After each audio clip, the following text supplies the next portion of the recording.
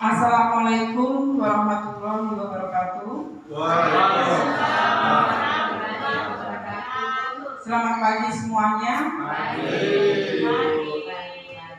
Terima kasih atas kedatangan dan kesempatan Bapak Ibu untuk menghadiri tugas saya di aksi nyata titik 3.2, di mana tugas kali ini yaitu identifikasi pemetaan aset sekolah. Sebelum ke sana, terima kasih juga kepada Bapak Kepala Sekolah yang telah hadir di dalam kegiatan saya hari ini. Di dalam identifikasi pemetaan sekolah ini,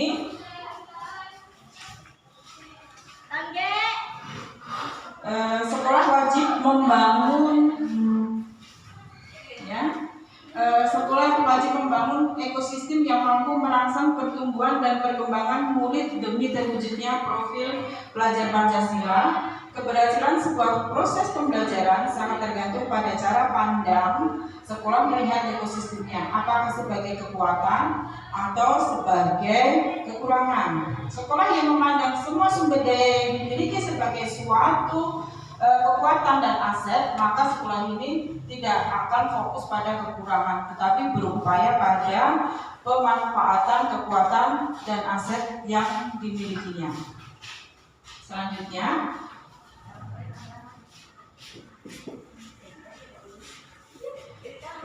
di dalam identifikasi pemetaan aset itu ada dua, yaitu pendekatan berbasis kekurangan dan pendekatan berbasis aset. Di dalam pendekatan berbasis kekurangan itu hanya berfokus pada yang mengganggu atau yang kurang atau yang tidak berfungsi. Semuanya dilihat dari sudut pandang negatif. Pendekatan ini berfokus pada masalah utama, berbasis pada hambatan atau kekurangan. Selalu bertanya apa yang kurang, terus fokus mencari sponsor atau institusi lain, mengatur kelompok untuk menyelesaikan masalah, merancang proyek untuk menyelesaikan masalah.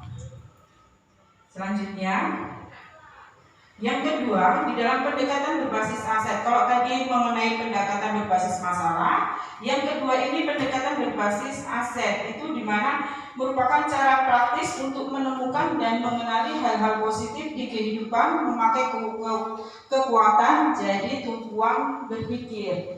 Fokusnya ada di apa yang bekerja, yang menjadi inspirasi kekuatan atau potensi yang positif. Pendekatan berbasis aset ini fokus pada aset dan kekuatan, membayangkan masa depan, berpikir tentang kesuksesan yang telah diraih dan kekuatan untuk menggapai kesuksesan tersebut. Pendekatan ini mengorganisasikan kompetensi dan sumber daya aset dan kekuatan.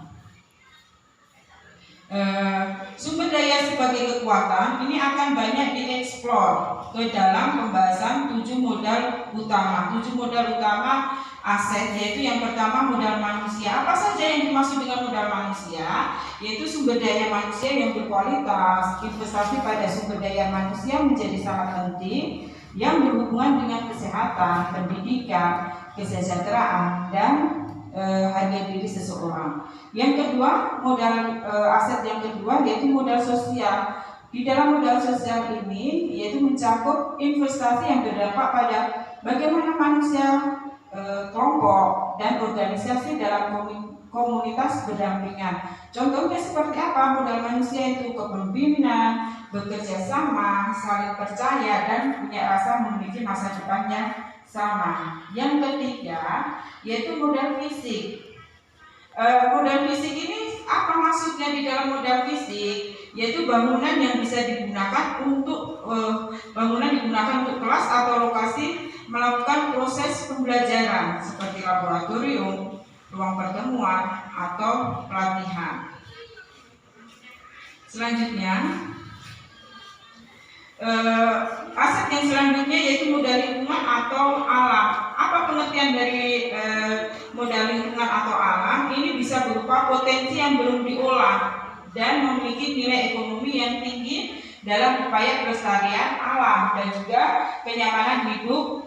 Jadi di dalam modal lingkungan ini terdiri dari bumi, udara yang bersih, laut, taman, danau, sungai, dan sebagainya. Sedangkan di modal finansial ini adalah dukungan keuangan yang dimiliki oleh sebuah komunitas yang dapat digunakan untuk membiayai proses pembangunan dan kegiatan sebuah komunitas.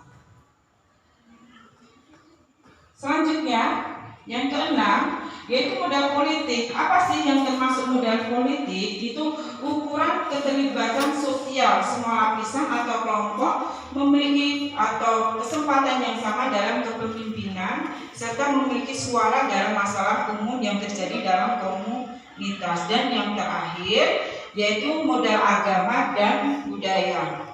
Yaitu di dalam modal agama dan kebudayaan, yaitu kebudayaan unik di setiap daerah masing-masing merupakan serangkaian ide, gagasan, norma, perlakuan, serta benda yang merupakan hasil karya manusia yang hidup berkembang dalam sebuah ruang geografis.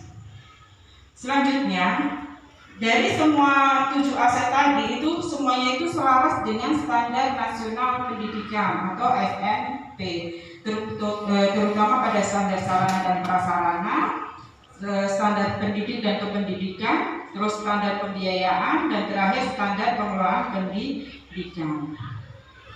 Sekarang saya memberikan kesempatan kepada Bapak Ibu guru, kepada siswa-siswi, kepada wali murid yang sedia datang ke sini untuk memberikan ide apa saja yang termasuk modal manusia. Silakan, langsung nanti saya catat. Silakan siapa yang ingin memberikan ide langsung di mikrofon.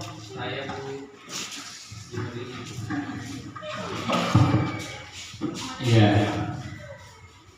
modal aset, yaitu modal yang pertama itu modal manusia.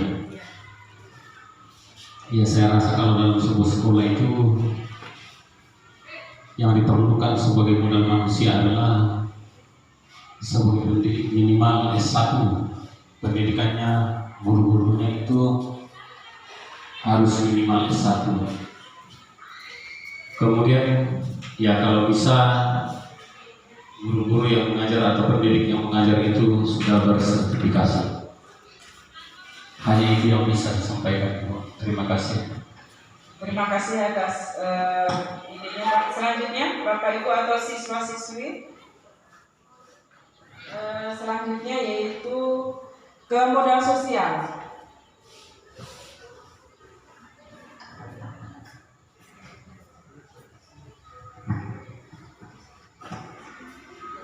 Silakan.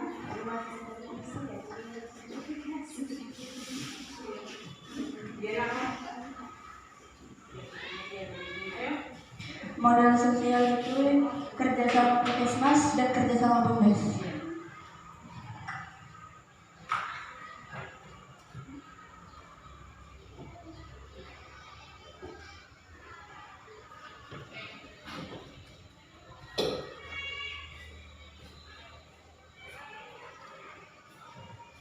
Yang ketiga yaitu modal fisik. Silakan, silakan Ibu Dina. Terima kasih atas kesempatan yang diberikan.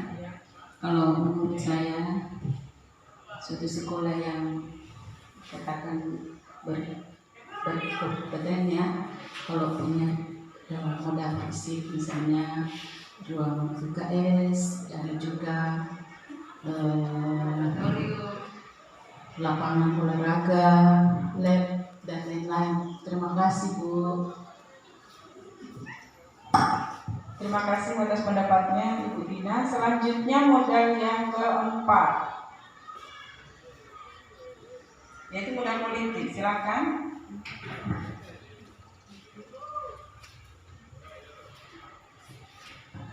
Silakan. Modal politik kantor desa sama modal politik BUMDes.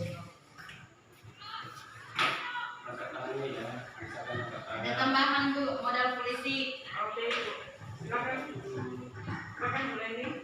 Ya, modal politik bekerja sama dengan instansi Polsek dan juga dengan puskesmas. Oke.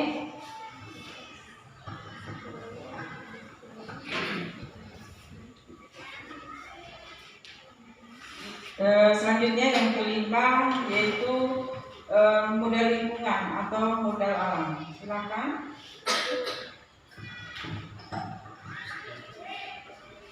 Modal lingkungan yaitu letak sekolah di pinggir jalan kecamatan. Terima kasih. Selanjutnya yang keenam modal finansial. Ya, terima kasih atas kesempatan yang diberikan untuk menjawab. Yang termasuk dalam modal finansial adalah Bosnas dan Boskap. Terima kasih, Bu.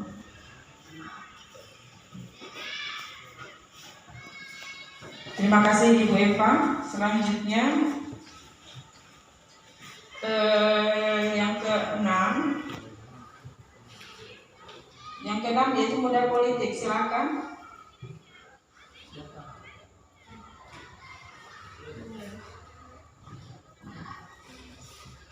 Silakan. Modal politik antar desa sama modal politik lintas. Oke. Tadi sudah ke polisi, sudah Sudah berarti lingkungan sudah itu. finansial. Sudah. Berarti sudah semua. Fisik sudah. Yang terakhir berarti modal budaya dan agama. Siapa? Guru agama. Silakan. Guru agama. Saya guru. Agama, ada guru agama. Modal agama dan budaya seperti Isra Mi'raj dalam agama Islam, kemudian Nasrani, Natal, kemudian Paskah. Thank you Bu Guru. Terima kasih Pak. You're welcome. Cek satu dulu. Ada lagi Bapak Ibu tentang modal 7 aset tersebut? Silakan. Oke Pak, silakan Pak. Ini tambahan Bu untuk modal fisik yang Oh, iya. tadi Oke. tambahannya gedung kelas sama gedung aula. Oh iya, Ya, itu aja, Bu. Iya, iya. Makasih.